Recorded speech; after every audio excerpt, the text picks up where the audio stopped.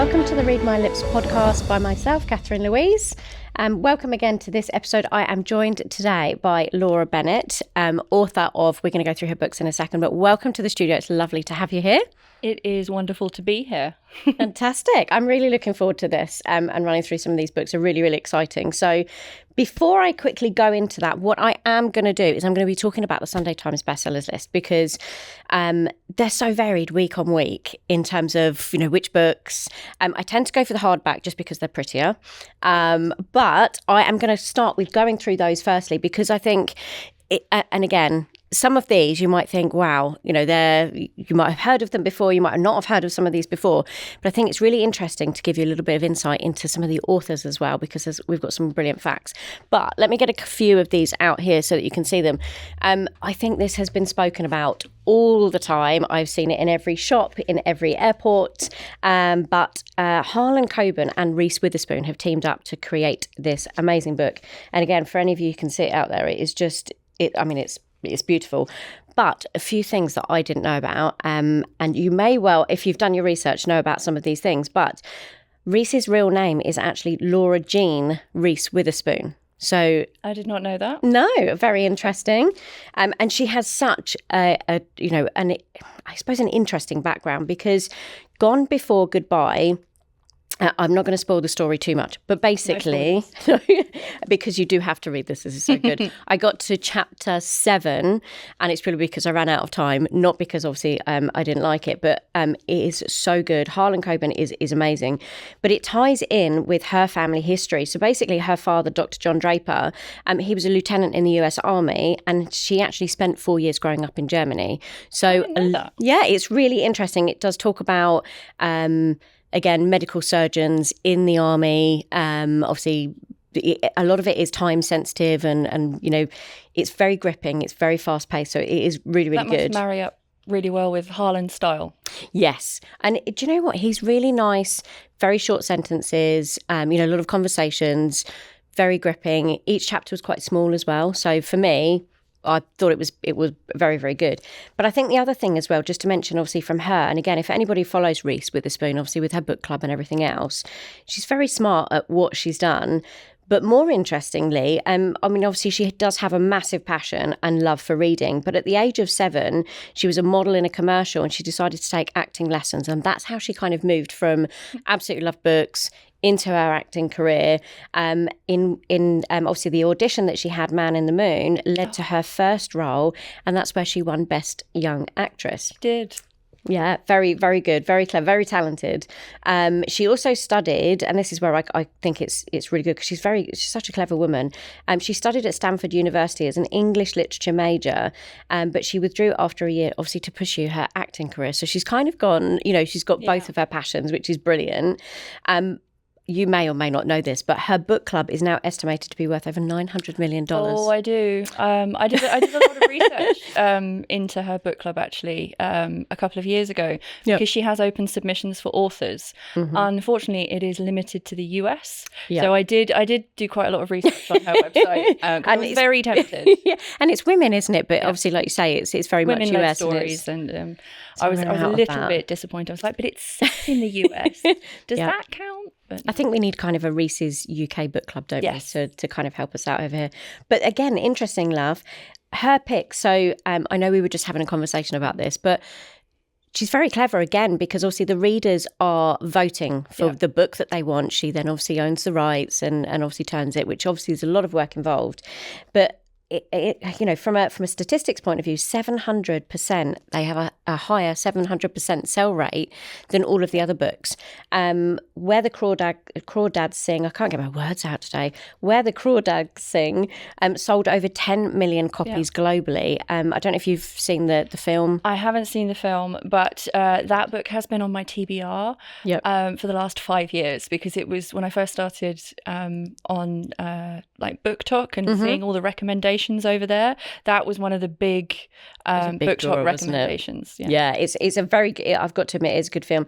I do try wherever I can to read the book before the film. Yes. Then I do get a little bit impatient sometimes. So, but that's obviously a massive example. And finally, kind of moving over to Harlan Coben, he himself, I mean, obviously she wouldn't have picked the best of the best. He sold over 90 million copies and written over 35 books. So again, I mean, he is incredible. I've seen some of his other work. He's the first author to win the Edgar, Seamus and Anthony Awards. So he's obviously, very, very, fantastic. But he also, which I think is very smart, is what he's done is he's signed a massive deal with Netflix to adapt his books for international audiences and then changed things like the characters and so on to adapt. So I have seen very clever a lot of Harlan Coben TV adaptations. Yeah. Richard Armitage does a lot of them, doesn't he? Yes. Yeah. And he's just released his first book, hasn't he? I think we need to have him on another episode as well, because he's very good. So, he's absolutely brilliant. He's sold more books overseas than in the US, which I found quite interesting. And he's translated it over to 40 languages.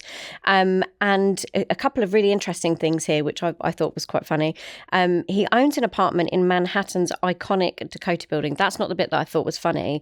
The bit that I thought was funny is he actually claims himself to get crazy writing books, so much so that he grows playoff beards and forgets to shower at the end of a project. So I was kind of like, he's very much engrossed in his writing. So I'm sitting here until it's done. Yes, he is very committed to his writing. So if you haven't read it, I just absolutely love the way it started. So it's a really, really good one. Second one on the list, I'm sure you know who Jeremy Clarkson is, as everybody does. I know he can be a little bit naughty at times, and he's obviously got a lot of comments at particular times, but I just love him, especially, I'm a huge car fan. I love Top Gear. More importantly, I love Diddley Squat. A couple of times I've actually had to stop watching it because it's made me cry because of all the different things that he's got engrossed in. But I've actually got to show you a few things here. The book is very funny, and it even includes, I've got to show you a couple of these pages, these amazing little pictures. So you can see it. Are those his farm dogs? Yes, they are his. And there's a couple of really comical drawings. So for me, it's not too big. The chapters again are very small.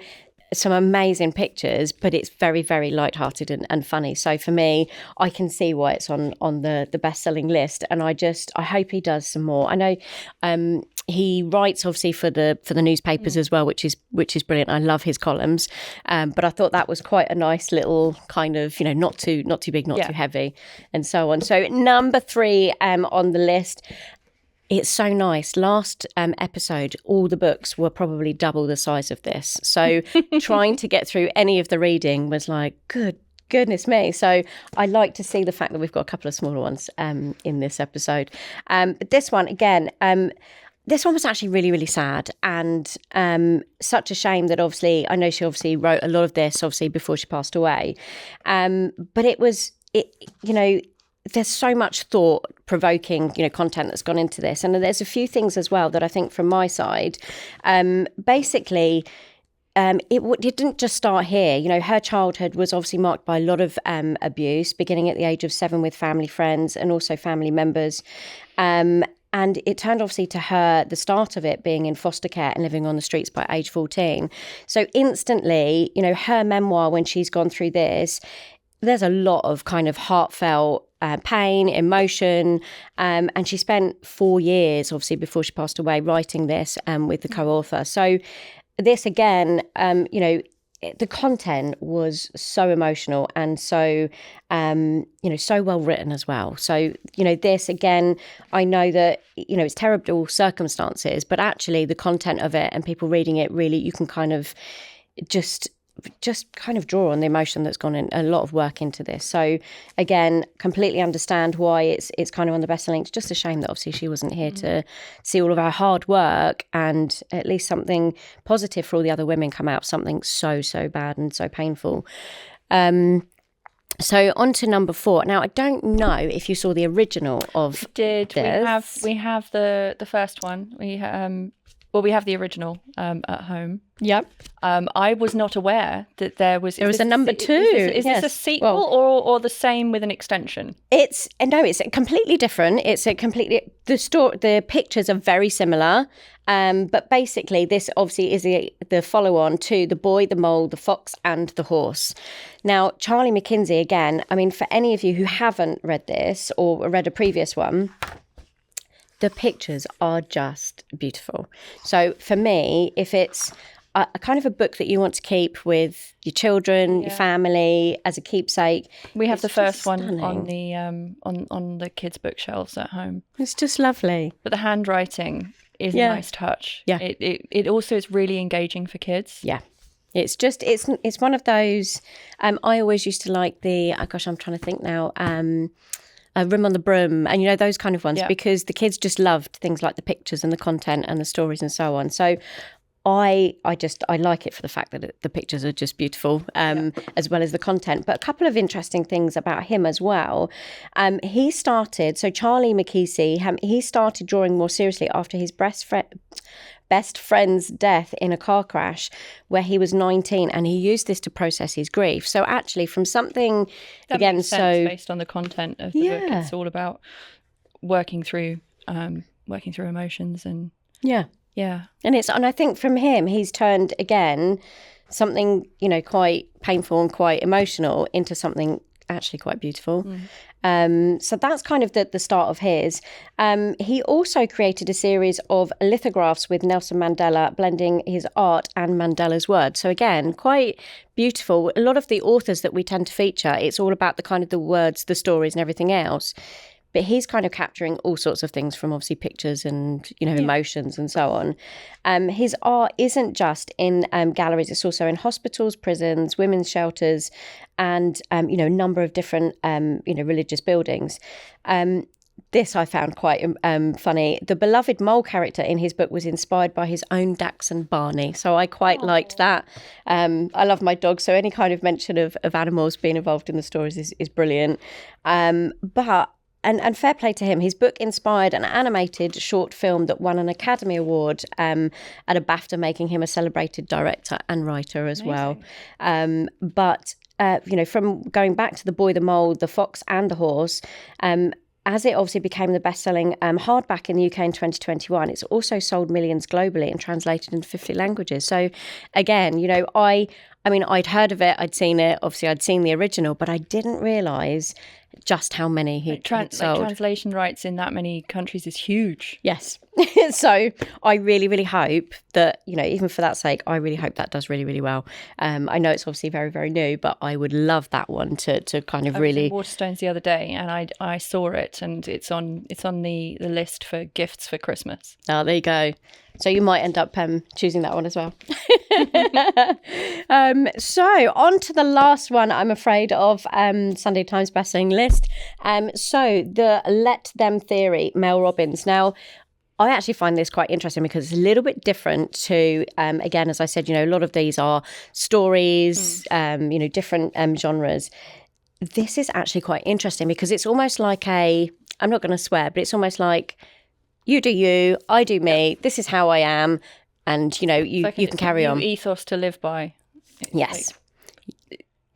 I have seen a lot of this on my various For You pages and all over my Instagram feeds. Yep. And I have to admit, the message, I'm liking it. I'm liking it. Just I don't know how to describe it. It's it's let them, but it's not really about them. It's about you getting to the point where you're you have to stop caring. Yeah. You just have to it's not get over it, but you just have to move on because you're spending too much energy on everyone else's problems, and it's taking away from you. Yeah. And I think if you're going to concentrate what other people think, say, do, you're not really, concentrating on you as a person. And I think that's why it's done so well, because she's just basically said, well, concentrate on yourself, and rather than, focus on what other people think or say or do.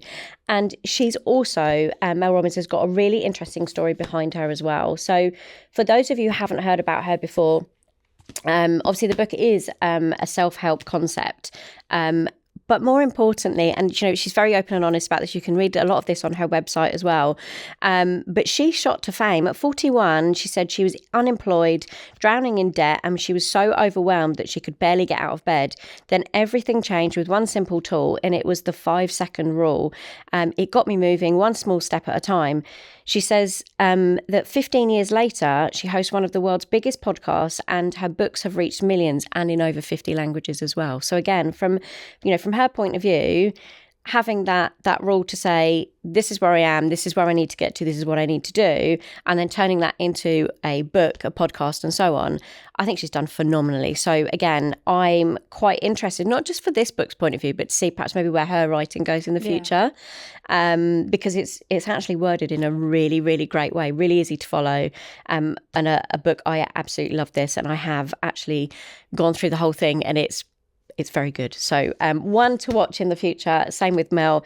Very, very, really, really good content. So I love that. So just while I manage to get all these back on the shelf, I would love to come back to yourself. So tell me a little bit more about yourself and your beautiful books that we have down here. There we go. I'll put these back here. So I will let you talk about your books. There's 3 here. So these are the first 3 books in the Bianchi Chronicles. They cover, over the first 2 books, a mafia war between 2 warring families, the Bianchis and the De Lucas. The Don's daughter is married off to one of the De Luca sons, and the De Lucas aren't particularly happy having to share power, so they decide to betray the Bianchis in the worst possible way. Aurora's husband leaves her for dead, and the men who are sent to clean up after her, after Max, discover she's not quite dead yet, and she is not best pleased. So it is a feminine rage story, where she goes out for vengeance, and on a quest to become a widow. So Broken Princess and Brutal Queen are Aurora's story. And the 4 men that rescued her, there is 0 choosing. So over the 2 books, you see the relationships develop between all of them. And then by the end of Brutal Queen, I don't want to give too much away, but there is a new organisation. So there is a new organisation, and all the subsequent books will be interconnected standalones of all the other capos within the mafia organisation. Fierce Protector that you have there, that is the story of the consigliere and his best friend's daughter, who is the mob doctor for the Bianchis. There's particularly in the 3rd one, it's an age gap romance, it's forced proximity, it's fake dating. It's significantly shorter, obviously being significantly less characters in it. But it happens concurrently with the first 2 books. So you meet Stefano and Caterina in the first 2 books, while the civil war between the families is going on. And then I have 3 more books planned in the series, following the other capos within the organisation. So should we read them in order? Do they follow on, or could you actually read them independently? The first 2 books need to be read in order. Okay. Everything going onwards could be read as an interconnected standalone. You could read them out of order. There would be minor spoilers for the books that came before them, but not huge ones.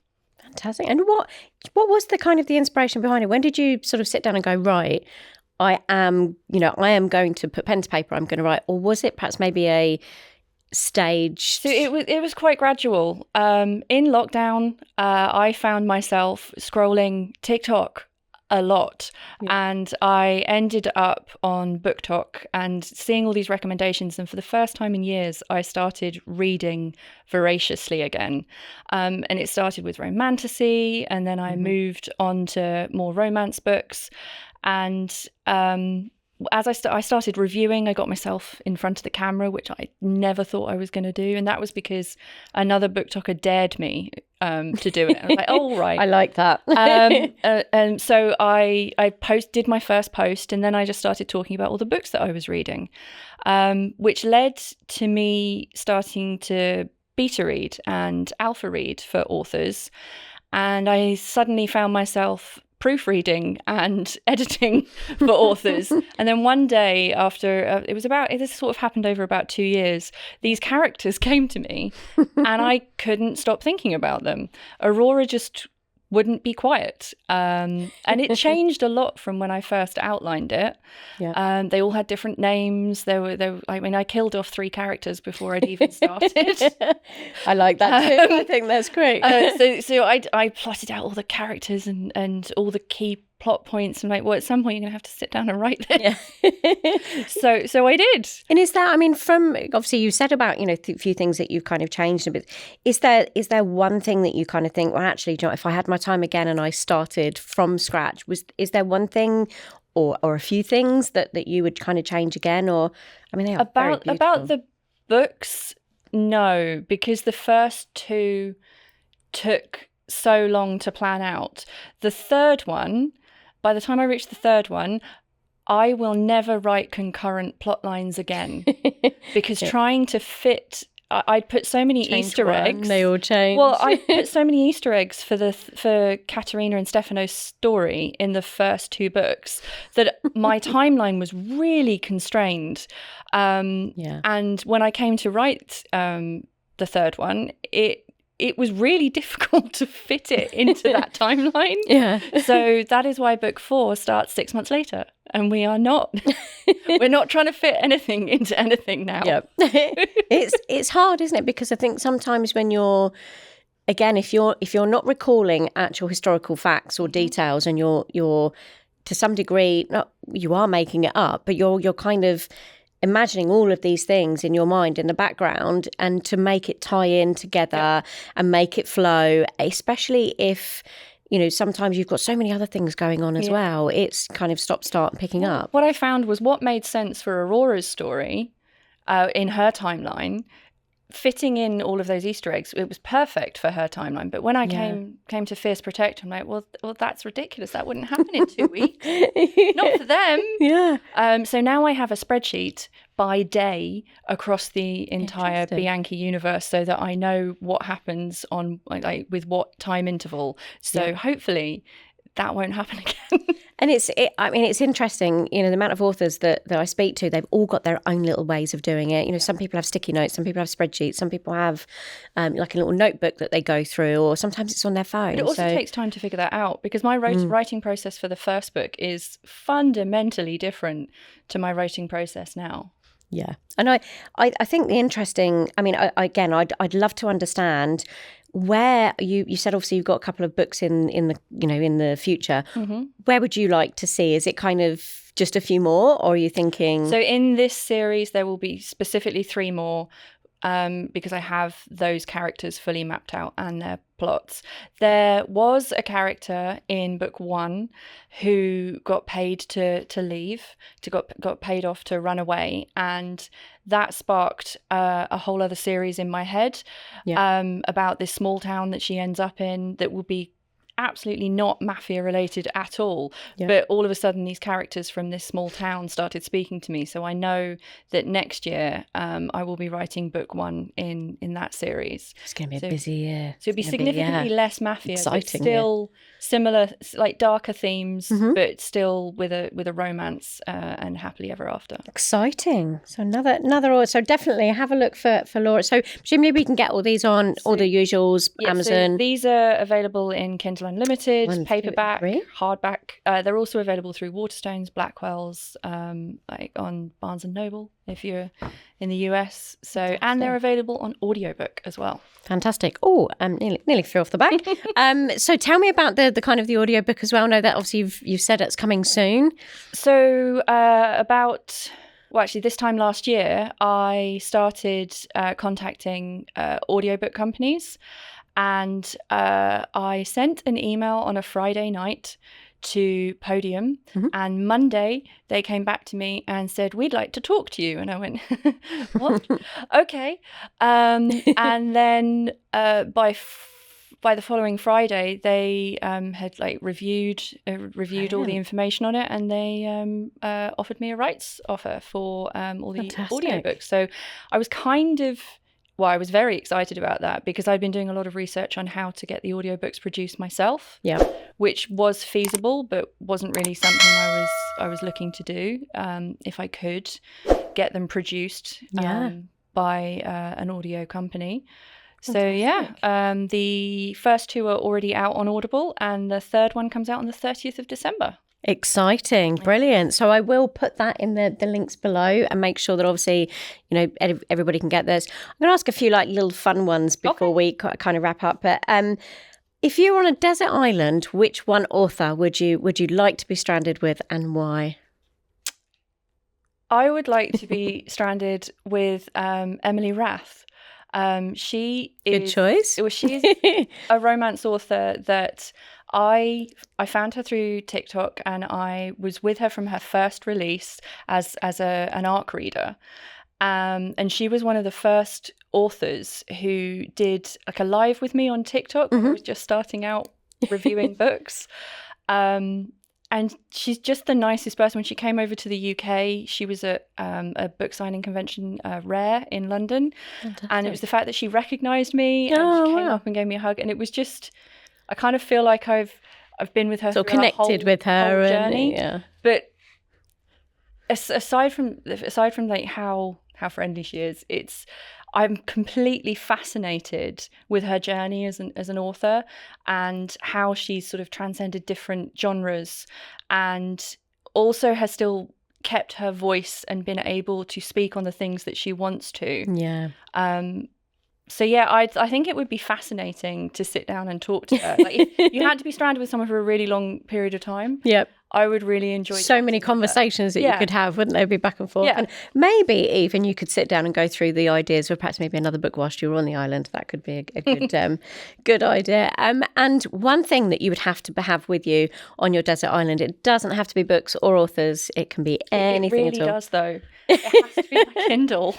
True. It has to be my Kindle, and a way of charging my Kindle indefinitely. Maybe like a little solar panelled power bank, maybe. Power bank, and fully functioning Kindle Unlimited. Yep, I do like that answer. That's very good. It's interesting to hear from some of the authors in so many different things. Some people they're just absolutely smitten into kind of the reading world of the books and so on. And you also mentioned obviously TikTok as well. I think that has been such a big influence for authors, writers, agents. It's a community.